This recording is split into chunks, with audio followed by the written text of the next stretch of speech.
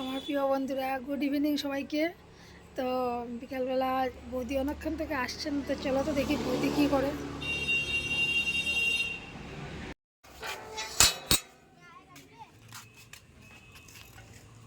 কই গো শিবানী, কি করো তুমি?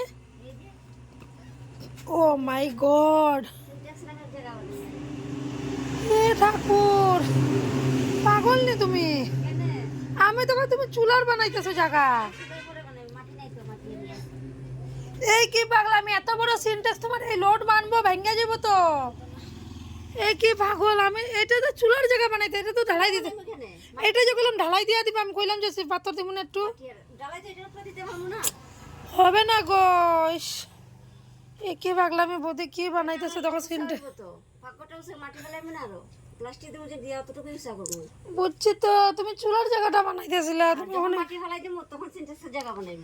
দেখো অবস্থা। আমি তো বৌদি কি করে এত সময় থেকে আসছে না যখন, বেজান বড় ভুল করছে। এটা একটু চিপস আর বালি পাথর দিয়ে একটা ঢালাই বানিয়ে দিয়ে দিলে উঁচা হয়ে গেছে কাম। আরে একটু রাফ ঢালাই করে রেখে দিলে হয়ে যেত। যে যন্ত্রণার মধ্যে আছে ঘরটা ডাউনে, তো এর লেগে খুব অসুবিধা পাইতেছে বৌদি। সিনটেক্স রাখার লেগে আচ্ছা কো বন্ধুরা, সিনটেক্সের যখন 500 লিটার জল হইব, এই মাটি ফাইটটা নামবো সিনটেক্স এখান থেকে। এত বুদ্ধি তোমার করতে গায়ে গো।